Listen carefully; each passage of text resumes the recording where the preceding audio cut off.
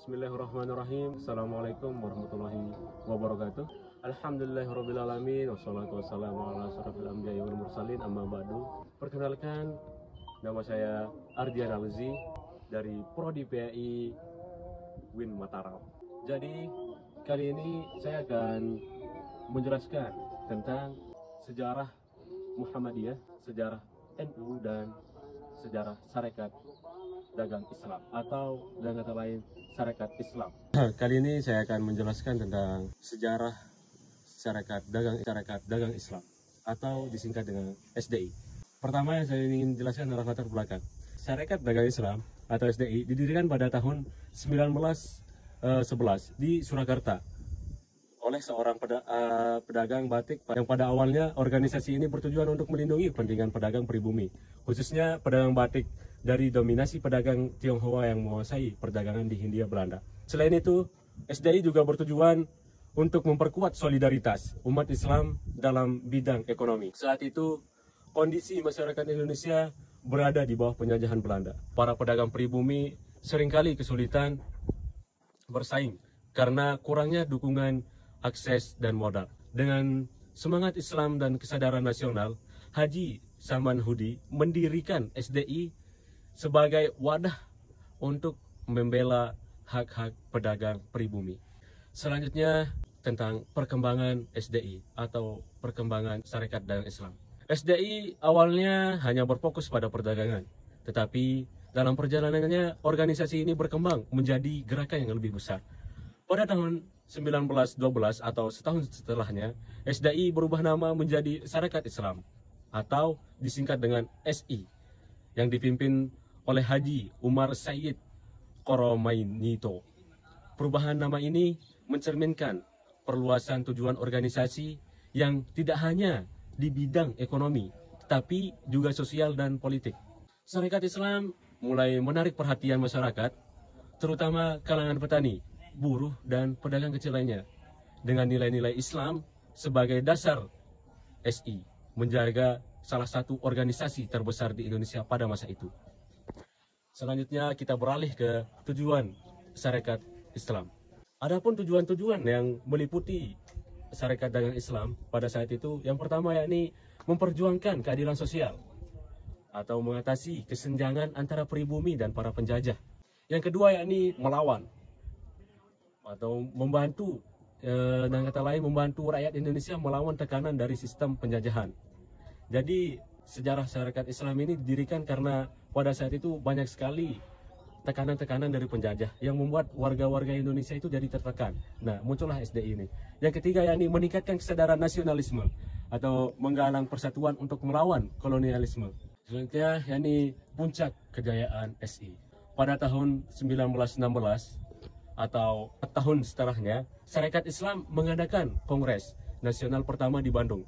Dalam kongres ini, Sarekat Islam mulai menunjukkan diri sebagai gerakan politik Haji Suman Haji dan Haji Omer Said Tiokmor Nijoto memimpin organisasi ini untuk memperjuangkan hak-hak rakyat bumi secara luas.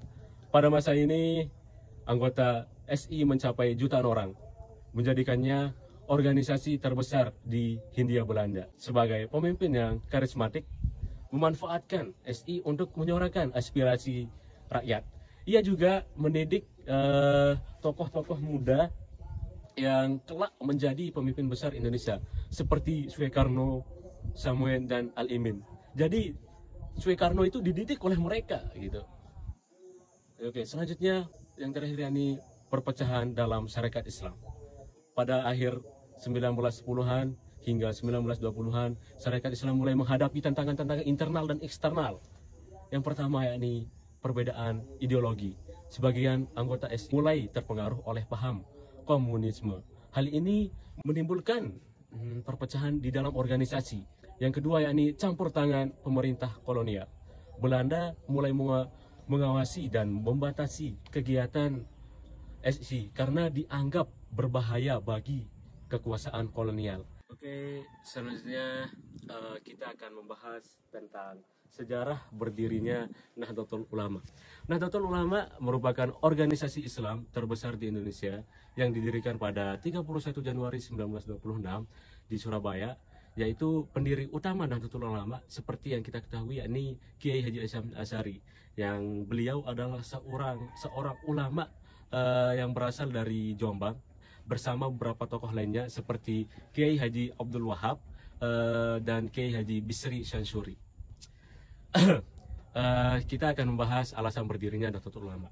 Yang pertama yakni melestarikan tradisi Islam Ahli Sunnah wal Jamaah atau disebut Aswada. Pada masa itu gerakan Islam yang dipelopori oleh kaum modernis dan gerakan Wahabi dari Arab Saudi. Gerakan ini dianggap mengancam tradisi-tradisi Islam atau aswaja yang dianut mayoritas umat Islam di Indonesia. Yang kedua yakni menjaga kemandirian ulama. Ulama tradisional merasa perlu mendirikan organisasi untuk memperkuat peran mereka dalam membimbing umat. Yang ketiga, menghadapi kolonialisme. NU juga lahir dalam konteks penjajahan Belanda, sehingga bertujuan untuk memperjuangkan kesejahteraan umat Islam di bawah tekanan-tekanan kolonialisme. Kita akan membahas nama dan filosofi Nahdlatul Ulama. Yang saya ketahui, Nahdlatul Ulama berarti kebangkitan ulama. Hal ini mencerminkan semangat untuk menghidupkan kembali peran ulama dalam membimbing umat, menjaga tradisi Islam, dan memperjuangkan keadilan sosial. Nahdlatul Ulama berlandaskan pada ajaran Ahlus Sunnah wal Jamaah atau Aswaja, yaitu paham Islam yang mengikuti yang pertama akidah Imam Abu Hasan dan Imam Abu Mansur al-Maturidi.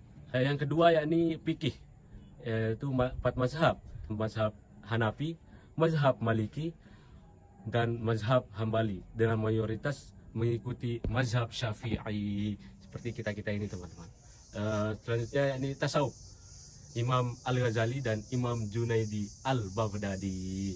Oke, baik teman-teman, selanjutnya kita akan beranjak ke materi terakhir kita, yakni sejarah Muhammadiyah. Muhammadiyah didirikan pada tahun 1912, yang didirikan oleh tiada lain dan tiada bukan, yaitu sahabat atau karib terdekatnya pendiri Nahdlatul Ulama itu tersendiri, yaitu Kiai Haji Ahmad Dahlan. Beliau adalah merupakan seorang ulama besar pada saat itu dan merupakan juga sahabat karib dari Kiai Haji Hasyim Asy'ari. Baik, kita akan membahas latar belakang berdirinya Muhammadiyah. Kita akan telusuri lebih dalam lagi kenapa Muhammadiyah ini bisa didirikan. Kenapa alasan Muhammadiyah itu didirikan. Ya, alasan pertama kenapa pada zaman tersebut didirikan Muhammadiyah, yakni pada zaman itu sangat kurang sekali yang namanya pendidikan. Jadi Kiai Haji Ahmad Dahlan melihat bahwa pendidikan Islam di Indonesia itu berbau mistis, sangat berbau mistis dan melenceng dari ajaran Islam yang sebenarnya. Jadi di sana Kiai Haji Ahmad Dahlan melihat bahwa Indonesia ini sudah melewati batas, sudah tidak seharusnya mereka melakukan hal-hal seperti itu, namun mereka melakukannya seperti menyembah batu, menyembah berhala, menyembah pohon beringin. Makanya Kiai Haji Ahmad Dahlan itu mendirikan yakni Muhammadiyah, teman-teman. Mungkin hanya itu yang dapat saya sampaikan dan jelaskan. Kurang dan lebihnya mohon maaf. Assalamualaikum warahmatullahi wabarakatuh.